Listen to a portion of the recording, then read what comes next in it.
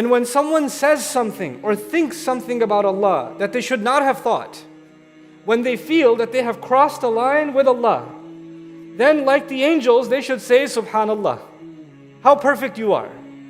The word Subhanallah actually is from the word tasbih or sabaha, which means to keep something at the same level. Meaning, Allah is perfect whether you understand or you don't understand. Allah's plan is perfect whether you understand or you don't understand. What Allah did with your life in the past is perfect whether you understand or you don't understand. What Allah plans to do in the future is perfect whether you understand or you don't understand. Allah's mercy is perfect, His love is perfect, His plan is perfect, His wisdom is perfect, His revelation is perfect, everything about Him is perfect, whether or not it fits in our brain or not. And so the way we acknowledge that is by saying, Subhanallah. We declare the perfection of Allah. We declare that Allah cannot be criticized. Anything Allah does, anything Allah knows, anything Allah plans for the world, or anything Allah plans for me personally, none of it can be criticized. The only one that can be criticized is me, not Allah.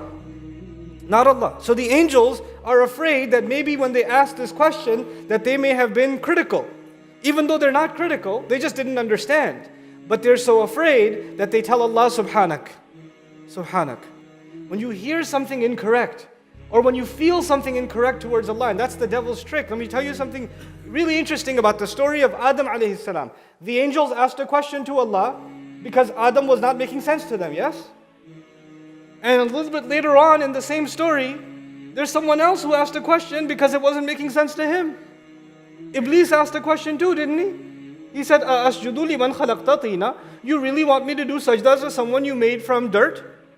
Why should I do that? So the angels asked a question and Iblis asked a question. Allah is teaching us, sometimes questions come in the mind. Whether you are as good as angels or you are as evil as the devil.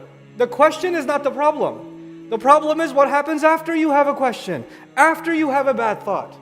When you have a thought like that, then immediately be like the angels and say what? Subhanallah, and kill that thought. And if you don't do that, then you are not following the path of the angels, then you are following the path of shaitan. That's the difference between the two. So we cannot control our thoughts. Sometimes they come. Sometimes you lose your job, and why did Allah do this to me? What's Allah's plan? 2 years I've been looking for work, I can't find work. Why did Allah give my family member cancer? Why did this happen? Why did this happen? Why did this child die? Why did we have to move from our country? Why did this have to happen or that happen? People question what happens in their life. Sometimes people question, why are there so many wars in the world? Why is Allah letting this happen? Why is this fitna rising over here? Why is that fitna rising over there? Why doesn't Allah just stop it? Sometimes we don't understand the plan of Allah and we start thinking maybe Allah's plan. Because in our mind, we think our plan is perfect. Our sense of justice is perfect. Somebody did something wrong to you. Somebody lied to you. Somebody cheated with you. Somebody insulted you. Somebody backbit against you. Somebody slandered you. And they're eating their chicken biryani happily. And you're looking at them saying, this is not fair. They did all this bad stuff and now they get to eat chicken? Where's the justice of Allah? When you start questioning like that, they should suffer. Why aren't they falling down the stairs? Why aren't they choking on that chicken? When you start questioning like that, that's the time to remind yourself of what words? Subhanallah. Because Allah's justice will always be better than your justice. Allah's plan will always be better than your plan. Allah always knows what you don't know. In your mind, how come they got away with it? When you say, how come they got away with it, you're thinking that Allah somehow let them get away with it. And that means in somewhere in your head, you think Allah was unfair. And if you think Allah was unfair, then in your mind, Allah is not perfect. Which is why you have to take a step back and tell yourself, Subhanallah, you are perfect. You understand?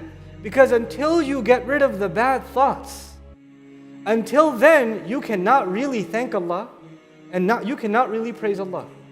You might just say Alhamdulillah, but you won't feel it. You ever meet people who are not happy with their life and you say, how's it going? And they say, Alhamdulillah. You're saying Alhamdulillah, but you're not happy with what Allah is doing with your life. You're questioning it. You know what's missing? Subhanallah is missing, which is why your Alhamdulillah is weak. You see? Until Subhanallah is there, Alhamdulillah cannot be completed.